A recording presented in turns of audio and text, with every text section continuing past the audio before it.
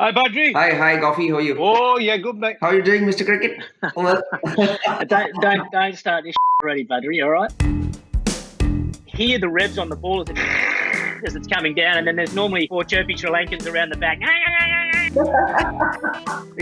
It's warm in here with that light on. Raina had this habit of, getting out the hair whenever someone took a wicket. I think he had it planted. And Dougie goes, mate, this is not funny. This is not funny, Which way is it going? This is what happens when you have a fast bowler running the show. Well, my name's Darren Gough, and the Players Lounge and Betway have paired up to bring us a series where we get all the oldies back together talking about stories from the old days. And we've got 2 absolute legends alongside me today. The legend that is Badri, Mr. IPL himself. How you doing, Bad? I'm not sure I'm Mr. IPL, but thanks a lot for that. I'll take that any day. I looked up to you, Goughy. I've seen a lot of your cricket. And your reverse in-swingers into the in-swinging Yorkers. Unfortunately, mate, I missed out on the IPL. I've got 2 big regrets in my cricketing career. Never won an Ashes series and never played in the IPL. Can you believe it? Just my luck in life. People say I was better suited to Bollywood, mate. There's me Strictly Come Dancing with the Stars medal. I don't know if you know that, guys. I won it again. I won the Dancing with the Stars as well, Christmas special. So there you go. You got 2 of them. We've got Mr. Cricket himself, Mike Hussey. How you doing, us? Yeah, good. Thanks, guys. Thanks for having me on. Go easy on bringing back the old boys as well. Not that old. Although I must admit, I was actually at the SCG the day you took your hat trick against Australia. What was that, back in 1968, was it, or 69, something like that? Yeah, it had a 9 in it. It had a 9 in it, mate. 1999. And I always joke about this, I got an hat trick against Australia, and this is honest truth. You might have heard it before. I didn't mean to bowl any one of those 3 deliveries to get that hat trick. Not one of them. The first one, I slipped in the crease and ended up dragging it down short to Healy, who was shocked when I bowled a short ball with a new pill. The second ball were meant to be an outswinger with 4 slips in a gully in place to McGill, and it was an in-swinging Yorker. The last one were meant to be an in-swinging Yorker to Colin Miller, the legend that is Colin Miller, and it ended up being an absolute perler, outswinging, dream delivery, Jimmy Anderson type delivery. You don't say that. You got to say it's all a plan. Everything went exactly to plan. You can't say that. Oh, well, listen, a little bit of truth here and there never hurts anyone. Let's get on to the cricket, guys. I mean, the IPL is one magnificent spectacle, watching the passion of the fans. Badri, what about, obviously you played for Chennai quite a few years. They have a huge advantage with, obviously you've got a terrific squad, full stop, and you always have. But the fans in Chennai are so passionate. How will it be for the team not being in Chennai and playing? Chennai, the thing about IPL is that, the fans in their local places, they relate to the team so much.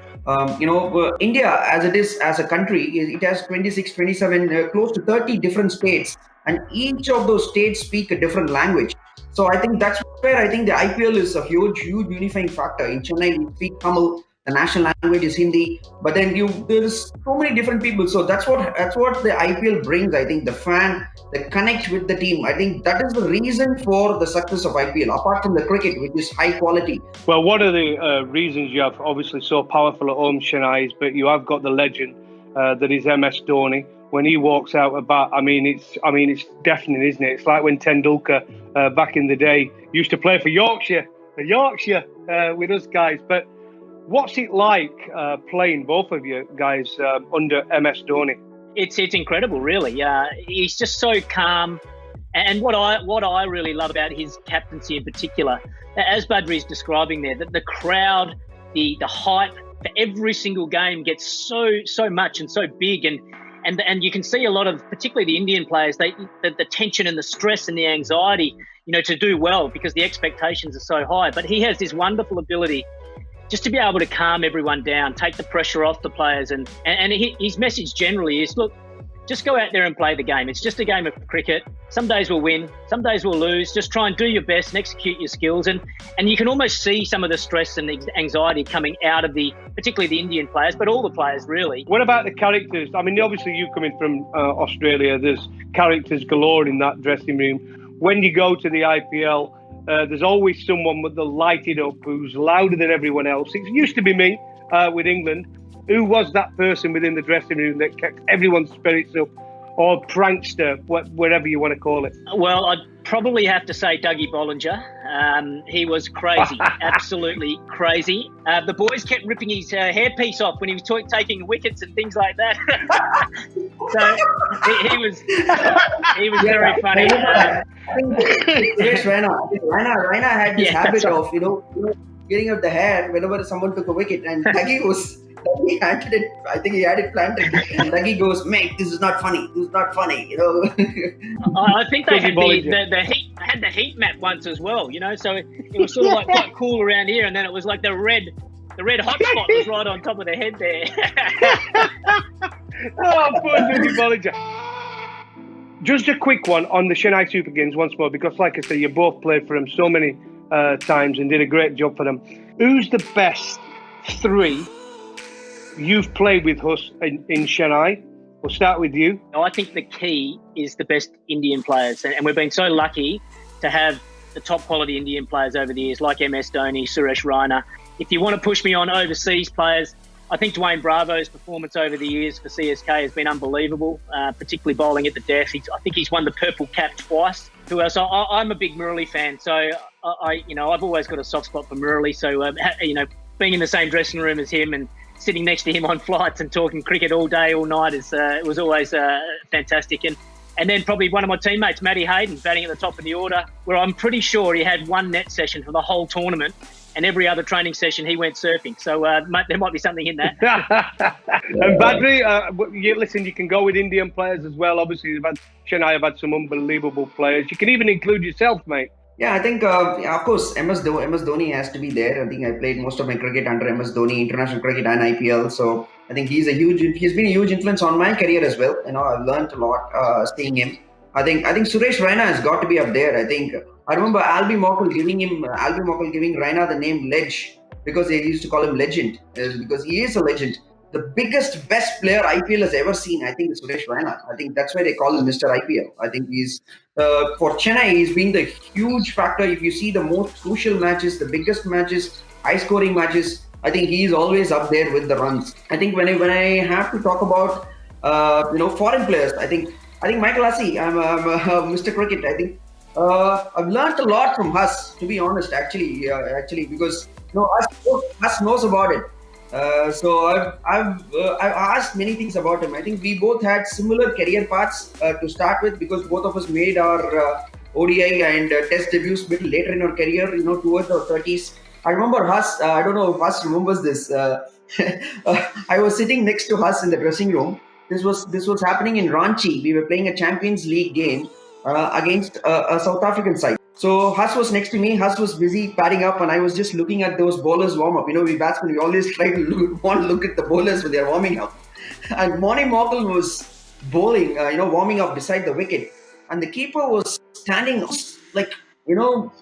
beyond the 30 yards line, and he was still gathering it there. I looked at Huss, and Huss was looking at me, and Huss goes, "Badri, are you looking what I'm looking at?" I'm like, "Yes, Huss." I love hearing that. This is brilliant. Huss, what's it feel like being bigged up to the absolute nines here by Badri? I think he's blowing it out of proportion a little bit there, but I do remember that incident in Ranchi. That was very funny. I think you could see the fear in my eyes watching Morne warm up there. But I'm a bit the same. I learned a lot off Badri. Talking to the Indian guys about playing spin in Indian conditions, and that's on the field. And then off the field, you want to improve your dance moves, talk to Badri. I certainly learned a lot of moves off the field on the dance floor with Badri as well.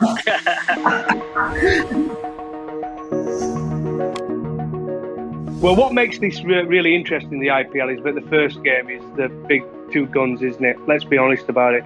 Two very, very successful sides. It's the Mumbai Indians versus the Chennai Super Kings. Who's going to win that first game, and where's the game going to be won and lost? To be quite honestly, I'm actually betting on Mumbai Indians to start with, because it's Chennai are perennially slow starters. I know Huss is going to disagree. It's just that Mumbai, just as it is, feels like they feel like a really, really complete, well-oiled machine. I think when you look at Mumbai, I think it's people ask what they don't have. That's the right question to ask. They have everything. Many of their cricketers are there in their prime, at their best, playing their best cricket. I think we all will agree that every player goes through the curve. That the curve there is one time when you really play a good cricket in your career. I think Mumbai has many players who are there in that curve. I think Mumbai, I don't think they've won a game, have they, in the UAE? They had a shocker last time they went over there.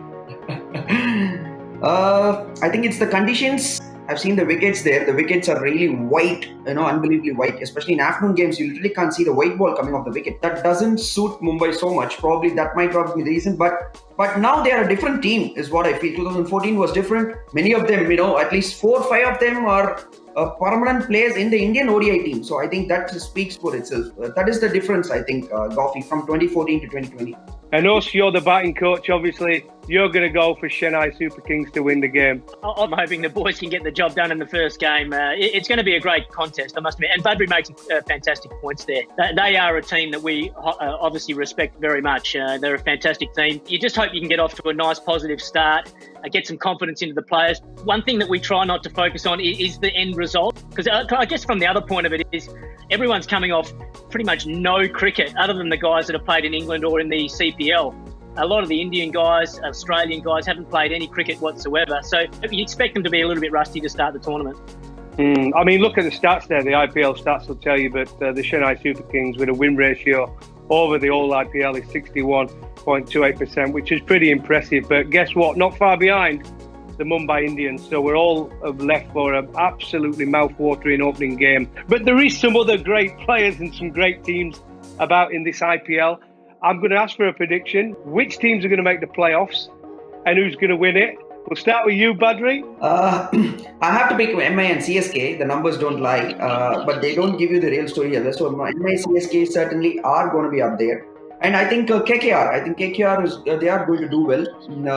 One thing is they've got a brilliant side as well, but I think the conditions, this year happening in UAE will suit them quite a bit. So I'm going to go with KKR, and I'm going to go with one dark horse this time. It's going to be Delhi. They've got a really exciting young Indian talent, so that is what I'm more excited about. You've got Rabada, one of the best bowlers in world cricket today, and add to that Ashwin and Rahane have been transferred. They've got experience as well, so I'll be surprised if they don't do well. I think they've got the ammunition, and they just got to go out there and fire. And Huss, Chennai to win? Well, I hope so. A lot's got to go right. You need plenty of luck along the way. But I hope the guys can do the job again.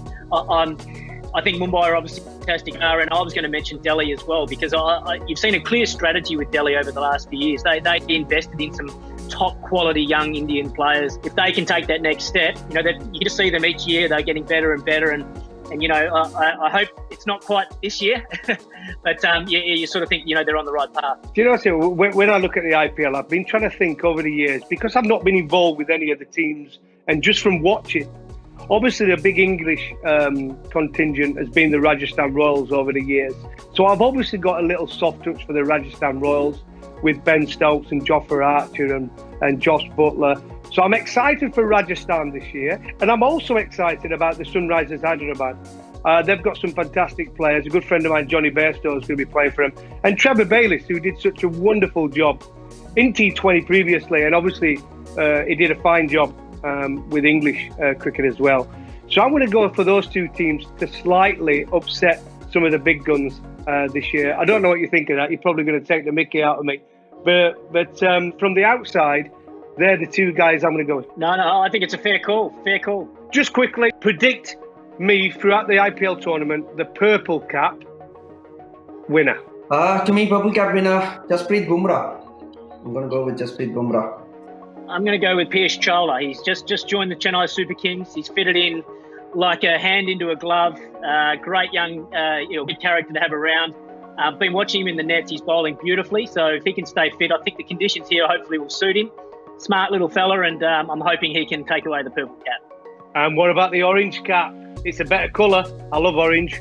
I'm going to go with Virat Kohli. I think Virat Kohli, because he is hungry. I'm telling you, I know Virat because we share a lot together. We made our ODI debuts in the same series. So he's coming fresh. He's coming from a 4 or 5 month break. He's mentally, physically fresh.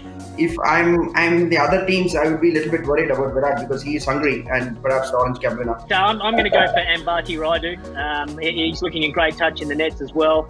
So I'm hoping he can have a very consistent and productive season. The other one, who he might be a bit of a dark horse, is Kedar Jadhav, who's really switched on this year. He's hungry for runs as well. We've done a little few questions here, just a quick round. It's short and sweet, mate. Nothing to worry about. We'll not ask you about the nightlife, because that's what Badri was kind of saying, but us likes a drink here and there. But they're quite simple questions. So we got, what Indian curry would you order for me? I think it would be butter chicken, because I think the butter would mellow down the spice a bit. I think you would like it. I love all the curries. I must admit, a nice prawn curry. But if I had to order one for you, I'd order the hottest one possible, because I'd love to see that red face and, the sweat starting the tears out of the eyes would be fantastic. What about the best all-rounder you played with? The best all-rounder I played with would be Andrew Flintoff, I think. He played in the 2009 IPL. I mean, he didn't play for long, but I think for Chennai. But he was just, unbelievable. I have a funny story, when Freddie just came to the first practice session in South Africa. I remember our bowling coach was Venkatesh Prasad. So he went up to him and he just asked Freddie, how many steps do you actually take when you're bowling run up? He said, steps. I never measure my steps. He just took the ball. He just went around there and came and bowled the first ball at about 145. There was no warm-up, no nothing, no marking, nothing. He just took the ball and just 140. So I think he was a natural. What about you, Huss? I'd have to say MS Dhoni, being the finisher and also behind the stumps. He's unbelievable in how quick he is in taking those stumpings and getting the bails off, but also his ability with the bat. What about guilty pleasure? I've got a sweet tooth, actually. I really, I actually got a brownie sitting right there. Just after this call, I'm going to just go and grab that up. So I have a really good liking for especially Indian sweets. I love Indian sweets. We in India, we have plenty of variety of sweets. So I just love them. What about yours? Hot chips. I think I'm addicted. I think I'm addicted to hot chips with some nice chicken salt and vinegar on top. Oh, beautiful. We have cheesy chips in the UK, Huss. You've been obviously England loads of times. Cheesy chips, mate. You cannot believe it, how nice it is.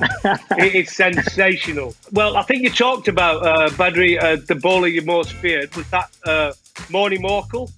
No, he was not the most feared bowler. My most feared bowler I hated the most was Sunil Narine. I wasn't bothered too much about pace or stuff like that but Sunil Narine, I just couldn't read him. I think I was really struggling to read him because I think it was more in my mind. I think fear is there, like as they say, it's just a state of mind. Read whether it's an off spinner or one going away or the faster one. So I really hated it. There's probably two that stand out to me. Dale Steyn was one that I just hated facing, and then the other one was Murali. I know they're both different types of bowlers, but it starts with the eyes with both of them. So say Murali, for example, he's running in and he's got this huge bit. He's running in the bowl, and then the ball comes out and you're not really sure which way it's spinning, so that can make you look pretty silly as well. But you can always hear the revs on the ball as it comes down. It's like as it's coming down, and then there's normally 3 or 4 chirpy Sri Lankans around the back, sort of chirping away as well. So facing Murali was always a bit of a challenge, I must admit. Thanks for joining me in the Players Lounge VIP. I've really enjoyed it. Thanks to Betway. Thanks to you two legends, obviously Badri and Mike Hussey. Enjoy quarantine. Enjoy when you get back out on the cricket pitch, and we're all looking forward to that first game. Good luck, and thanks very much, chaps. Thanks, Goughy. Thanks, Badri. Good to see you guys. Thanks, Goughy.